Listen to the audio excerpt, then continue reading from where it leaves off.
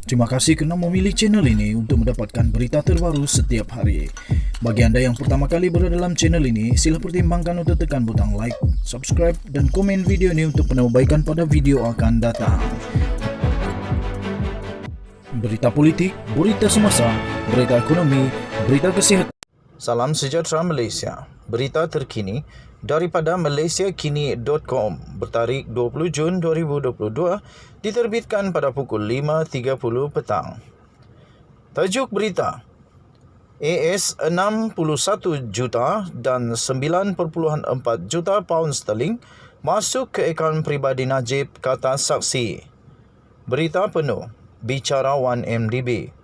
Akaun M-Bank Najib Razak yang berakhir dengan nombor 694 telah menerima sebanyak 61 juta US dollar pada 23 Mac 2013, kata pengurus bahagian Unit Sistem Pemindahan Dana dan Sekuriti Elektronik Masa Nyata atau Rentas Bank Perdagangan itu. Wedina Senin memberitahu Mahkamah Tinggi Kuala Lumpur petang tadi bahawa akaun lain bekas Perdana Menteri itu yang berakhir dengan nombor 880 pula menerima lebih 9.4 juta pound sterling antara 23 Jun dan 18 Disember 2014. Semasa perbicaraan rasuah 2.28 bilion ringgit Malaysia, 1MDB yang membabitkan Najib Razak pada Khamis yang lalu, Wedina yang juga adalah merupakan saksi pendakwaan ke-29 berkata, tertuduh menerima jumlah wang hampir 670 juta US dollar dalam akaun M Private Banking MR miliknya antara 2011 dan 2013. Keterangannya hari ini adalah berhubung dakwaan dakwaan tambahan 7 transaksi yang dibahagikan antara nombor akaun Najib yang berakhir 694 dan 880 antara 2013 dan 2014. Semasa pemeriksaan oleh Timbalan Pendakwa Raya, Najwa Bastamam Wedeni berkata, sebanyak 61 juta US dollar telah dipindahkan daripada Tenor Finance Corporation dalam satu transaksi. Saksi itu memberi keterangan bahawa 9.4 juta pound sterling itu dipindahkan melalui 6 transaksi daripada BlackRock Commodities Global Limited dan Vista Equity International Partners. Najib, 68 tahun, yang menghadapi 4 pertuduhan menggunakan kedudukannya mendapatkan suapan berjumlah 2.3 bilion daripada dana 1MDB dan 21 lagi pertuduhan pengubahan wang haram yang membabitkan juga jumlah yang sama. Sekian berita. Untuk mendapatkan berita lengkap, sila layari Malaysia Kini bertarikh 20 Jun 2022 bertajuk AS 61 juta dan 9.4 juta pound sterling masuk ke akaun peribadi Najib, kata saksi. Jangan lupa tekan butang subscribe, like dan share untuk mendapatkan berita setiap hari. Jangan lupa tekan butang notifikasi. Denyut Nadi, suara rakyat, bergema di channel ini. Kita jumpa lagi. Bye-bye.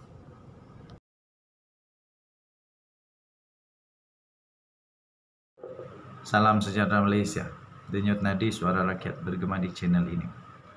Najib Razak sekarang ini memang galak, sangat bercakap, bagi pendapat dan sebagainya. Yang saya heran, kenapa pendapat Datuk Seri Najib Tun Razak ini tak buat semasa dia jadi Perdana Menteri. Sekarang dah nak masuk penjara, baru tiba-tiba jadi jinis. Yang saya heran, kenapa waktu dia jadi Perdana Menteri, mudah-mudah, senang-senang pula dia kena berdaya, dia kena tipu, julu dan sebagainya. Sekarang tiba-tiba jadi jenius. Soalnya, kenapa dulu dia tak buat? Kenapa tak buat benda tu dulu? Kan waktu dia jadi Perdana Menteri, kalau dia buat tu bagus. Terbaru ini, tiba-tiba Datuk Seri Najib Tun Razak menyarankan supaya 30% bekerja dari rumah untuk atasi kesesakan jalan raya. Dari dulu kesesakan jalan raya. Kenapa dulu Datuk Seri Najib Tun Razak? Nanti ramai orang kata pula Najib dah tak ada, dah kena tarik title semua. Tapi dia punya title masih lagi Datuk Seri Najib Tun Razak, masih. Jadi tuan-tuan dan puan-puan, kenapa dulu waktu Najib Razak jadi Perdana Menteri, dia tidak pula mahu supaya 30% bekerja dari rumah untuk atasi kesesakan jalan raya. Sekarang jalan dah bagus. Jadi kan bagus kalau dulu waktu dia Perdana Menteri dia buat benda ni. Kenapa sekarang tiba-tiba mau buat? Dan secara kebetulan tak lama lagi dia masuk penjara. Jadi adakah ini menjadi salah satu daripada sebabnya? Bekas Perdana Menteri Datuk Seri Najib Razak telah mencadangkan supaya kerajaan membenarkan 20 hingga 30% pekerja bekerja dari rumah sebagai usaha untuk mengurangkan kesesakan jalan raya di ibu kota yang semakin ketara. Kalaulah dari dulu dia buat kan bagus. Najib berkata ia bukan saja dapat mengurangkan kadar kesesakan jalan raya, malah dapat mengurangkan subsidi minyak yang ditanggung kerajaan. Aduh, tolonglah. Ini apa nih? Katanya pelaksanaan bekerja dari rumah ketika negara berdepan pandemi COVID-19 telah terbukti berkesan dengan 70% kalangan awam bekerja dari rumah. Yang bekerja dari rumah ini bukan Najib Razak yang cadangkan dulu. Sekarang baru dia mau cadang lah. Mungkin sudah nampak kejayaan, baru dia cadang. Bagus juga lah. Kadang-kadang paksa menumpang kan.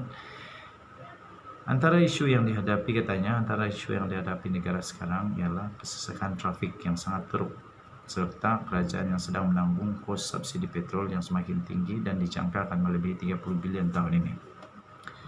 Pertama, saya rasa jalan kalau dari dulu waktu zaman engkau jadi Perdana Menteri, tak banyak duit hilang di 1MDB, banyak tempat yang boleh dibuat jalan raya. Di negeri Sabah banyak tempat yang boleh maju. Banyak sekolah boleh dibuat, banyak hospital boleh dibuat. Kalau tidak hilang duit itu di 1MDB, malangnya kerana itu hilang, banyaklah yang tergendala.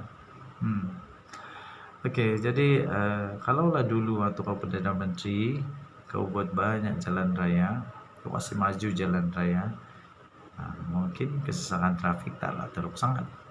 Okey, sekarang okeylah, bagi pendapat okeylah, kita terimalah. Katanya lagi ketika pandemik ramai yang disuruh bekerja dari rumah, work from home, dan ianya terbukti kaedah ini sesuai dengan pelbagai jenis pekerjaan. Okey. Sebanyak 70% pekerja disuruh kerajaan untuk work from home masa itu.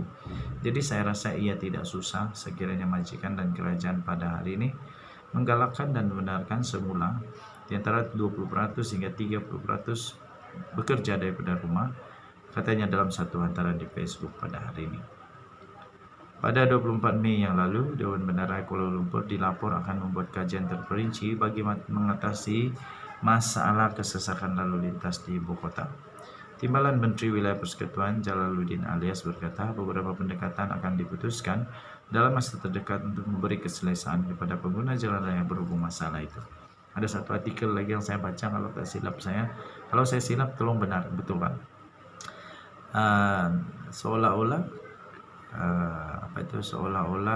kereta di Malaysia melebihi daripada penduduknya sendiri.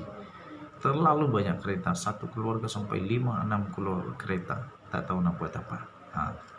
Okey, so tahniahlah pada Datuk Seri Najib Razak yang semakin bertobat dan semakin sedar keperluan rakyat, dan harap-harap pemimpin-pemimpin yang ada sekarang hati-hati pakai duit rakyat kerana itu diperlu untuk buat jalan.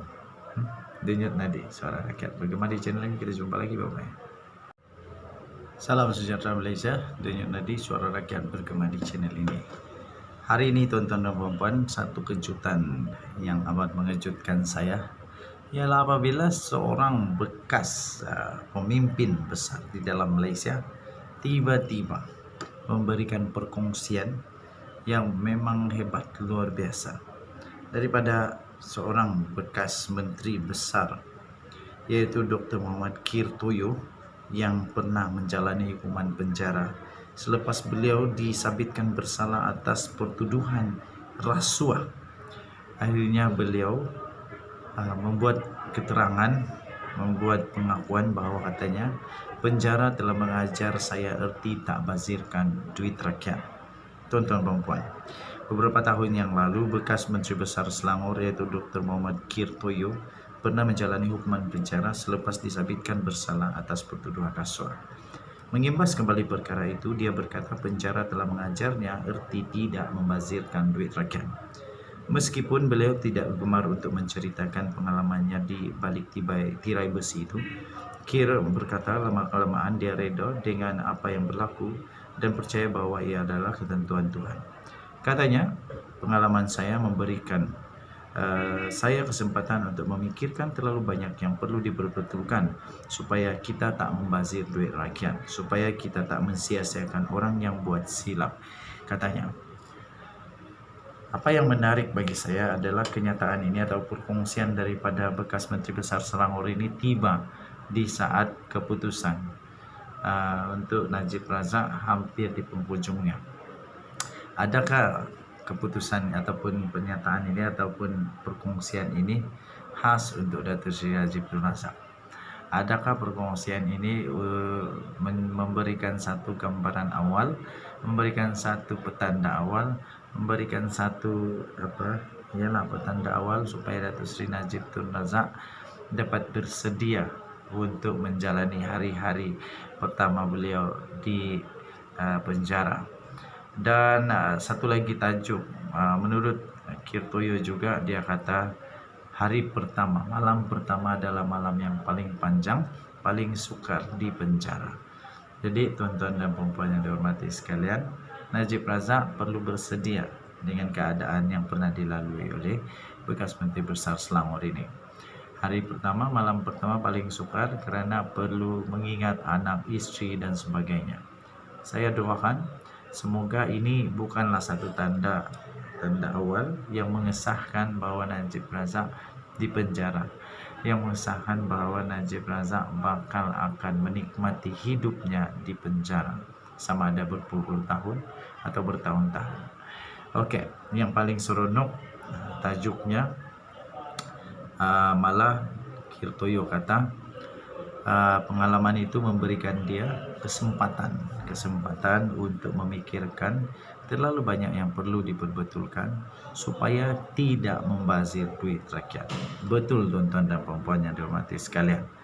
Semua YB tolong fikir baik-baik, belajarlah daripada pengalaman Dr. Kir Toyo ini, iaitu jangan membazir duit rakyat, jangan melanggar undang-undang. Okey.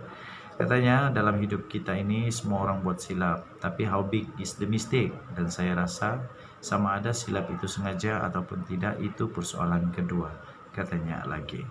Okey.